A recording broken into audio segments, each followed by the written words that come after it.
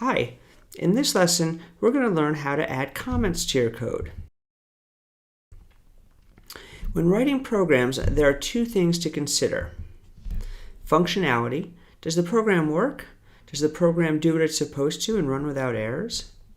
Well, in addition to that, there's a second part to consider. Good style. Does your program have good style? Good style includes several things, but the basic idea is that your code is written in a way that is efficient and clear to others if they need to read it. It is a very important part of programming, and we need to be able to write code that is readable, code that others can understand in case they have to help debug or help maintain the code in the future. So an important part of writing programs is good style with comments. Introducing comments. Comments are a way for us to leave notes about what our code does in plain English. Although code is run by computers, it is read by other people. Coding is usually done in teams, in groups, and so comments help others and you understand what your code is trying to do. There are two types of comments, multi-line comments and single-line comments.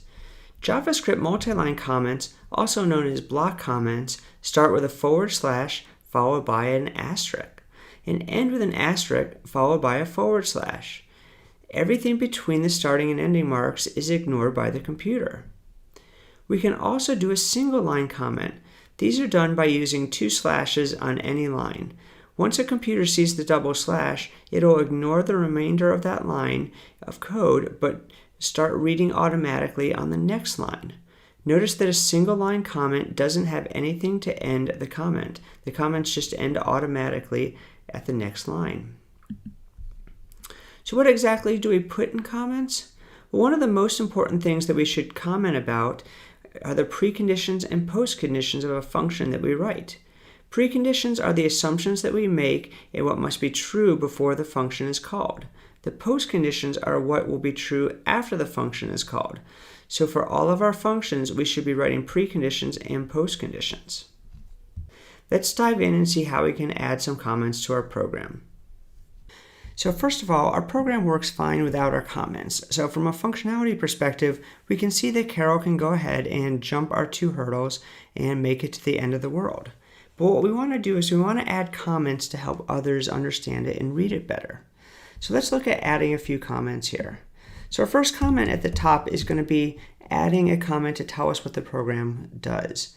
Now notice when I start it with a /*, it turns everything green because JavaScript thinks that my whole program is now a comment.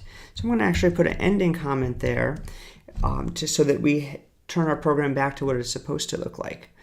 Now one thing I'm going to do is I'm going to put stars here in the middle. And those are just optional. They don't actually do anything, but they give it a little bit more style and help me understand what I'm doing a little bit better and just make it a little bit neater to read. So let's go ahead and add a comment. So we're going to say this program has Carol jump over 2. Then I'm going to put another star there, hurdles, and run to the end of the world. Okay, and again, these extra stars don't actually do anything, but they give it a little bit more style. Now when I come to my functions down here, I'm going to do something similar, but I'm going to add preconditions and postconditions. So my precondition is basically the state that I'm in before I run this function. So in this case, Carol has jumped the last hurdle and is facing east.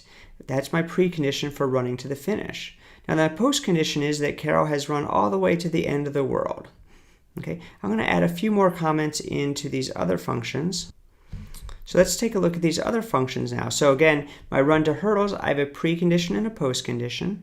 Now one other thing I can do is I can also add a precondition and a postcondition and a description if I want to my functions to help us know what we're doing.